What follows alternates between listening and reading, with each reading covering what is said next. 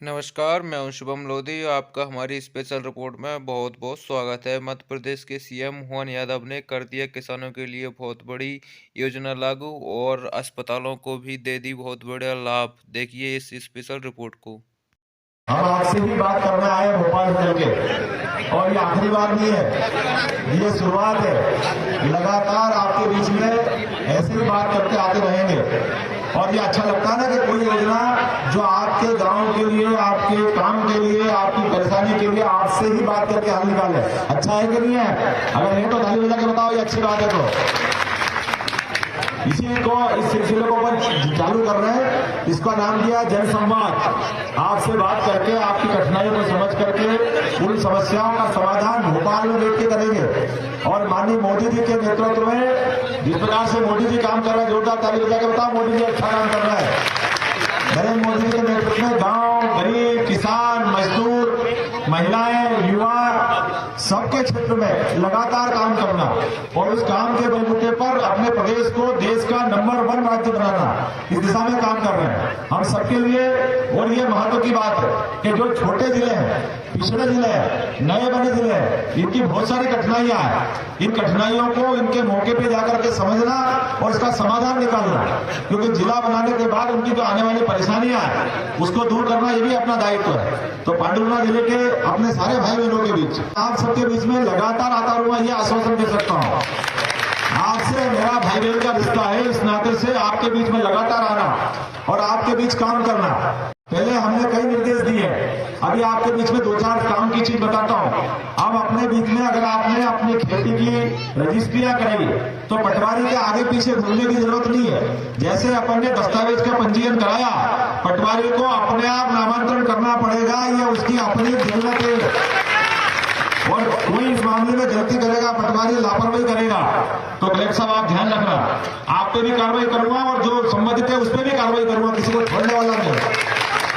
सरकारी अधिकारियों का काम है, वो कितने बड़े अधिकारी हो लेकिन मुस्तैदी से काम करे, लापरवाही नहीं करे। जो जो सरकार ने निर्देश दिए हैं प्रत्येक निर्देश का सख्ती के साथ पालन कराना ये हम सबका दायित्व बनता है। और सरकार के मुखिया होने के नाते से ये हमारी भी जवाबदारी है कि हमने जो निर्देश दिए उसका मैदानी रूप से पालन बुरा के नहीं हो रहा, उसका पालन भी करते देखना। और पालन करने में संवेदनशीलता के साथ, जनता के साथ तो संवेदनशीलता है, लेकिन अधिकारी कर्मचारियों की छूट नहीं है, उनकी लापरवाही बर्दाश्त नहीं करेंगे। उस मामले में कड़ाई जो करना है वो सब करेंगे, लेकिन जनता के हित में जो हो सकता है वो भी लगातार करते रहेंगे।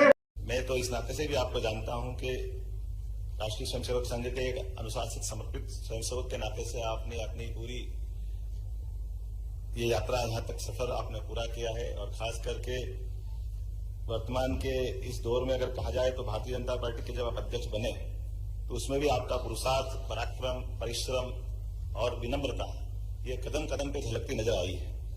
केंद्र में कृषि और ग्रामीण विकास के मंत्री के नाते से किसानों और गरीबों के लिए जो आपने काम किया है वो सदैव सबके हृदय में एक अपनी अलग छाप बना करता है। अत्यंत विनम्र, सहज, सरल और शायद इसीलिए पक्ष और विपक्ष में आप समान रूप से लोकप्रिय रहे हैं। ये हम सबके लिए सौभाग्य की बात है। मुझे पक्का भरोसा है आपके अध्यक्ष बनने से इस सदन की गरिमा और गौरवान्वित होगी, क्योंकि ये वही मध्य प्रदेश का सदन है जहां पंडित कुंजीलाल दुबे से लगा करके वर्तमान के सम्मानित गिरीश गौतम जी जो उसी समय पहले पिछली सदन के हमारे निर्वाचित अध्यक्ष थे। और हम सब इस बात के लिए आनंदित भी हैं कि आपके नेतृत्व में आजादी के अमृत महोत्सव के काल में माननीय प्रधानमंत्री जी का जो स्वप्न है हमारे लोकतंत्र का ये मंदिर और गौरवान्वित होगा। मुझे इस बात का और आनंद है कि आपके रहते रहते मैं भी अपने इस नए दायित्व के साथ आपके ज्ञान का, अनुभव का हम अपने सदन के सभी सम्मानित सदस्यों के साथ इसका लाभ मिलेगा। हमारे प्रोटेम स्पीकर रहे माननीय गोपाल भार्गव जी के प्रति भी मैं विशेष आभार व्यक्त करता हूं, जिनके कुशल व्यवहार के कारण से उन्होंने शपथ का और बाकी निर्वाचन का पूरा हमारा कार्यक्रम संपन्न किया। जिनके नेतृत्व में पहले सत्र में शपथ ग्रहण, प्रतिज्ञान आदि महत्वपूर्ण कार्य का ठीक से संचालन हो सका है। मेरी अपनी ओर से पुनश्च एक बार आपके प्रति शुभकामनाएं है और निश्चित रूप से हम सब गौरवान्वित होंगे आपके सफल संचालन करने से। पुनः बधाई, बहुत बहुत धन्यवाद। रेन बसेरा में कोई अगर रहता है, घर छोड़ के अगर रहता है तो उसकी कष्ट क्या हो सकते हैं सब समझ सकते हैं। और ऐसे में अगर जब सर्दी का समय है तो और ज़्यादा उसकी चिंता होती है, ठंड बढ़ रही है और ऐसे में रेन बसेरे में मरीज और मरीज़ के परिजन अलग अलग प्रकार से अलग अलग जगह से आकर इलाज करा रहे हैं। और भोपाल का कैंसर हॉस्पिटल तो बड़ा प्रसिद्ध है, ऐसे में इनकी बीमारी का इलाज भी होता है। स्वाभाविक रूप से सरकार का मुखिया होने के नाते से हम सबकी जवाबदारी है, तो उसी भाव से आज यहाँ आया था और हर एक की बात पूछना, समझना, देखना। तो बता रहा है कि हमारी कोई परिवार से बनती है, कोई रेल के आरक्षण की दिक्कत आती है, कभी रुकने की दिक्कत आती है, कभी भोजन की दिक्कत आती है। स्वाभाविक रूप से प्रशासन के लोग साथ में है तो जो शासन की योजना है उनका लाभ नीचे तक पहुँचे। और ये जो बीच की कड़ी है इसमें हम कितनी क्या मदद कर सकते हैं। मैं उम्मीद करता हूँ कि इस प्रकार से हम जब अपना मूवमेंट करते हैं, जब लगातार आते जाते हैं तो उसका एक निश्चित रूप से प्रशासन पे भी असर आता है, जनता पे भी विश्वास बनता है। तो जनता सबसे बड़े विश्वास के सहारे से सारे कष्ट को पार हो सकती है। कैंसर जैसी गंभीर बीमारी को वैसे तो इसका इलाज ही इलाज है, लेकिन इलाज के बावजूद इसकी गंभीरता का एहसास अपने को है। कैंसर से बाहर आना बड़ा कठिन जाता है, लेकिन ऐसे में प्रशासन को हम सबकी संवेदना ज़्यादा महत्व रखती है।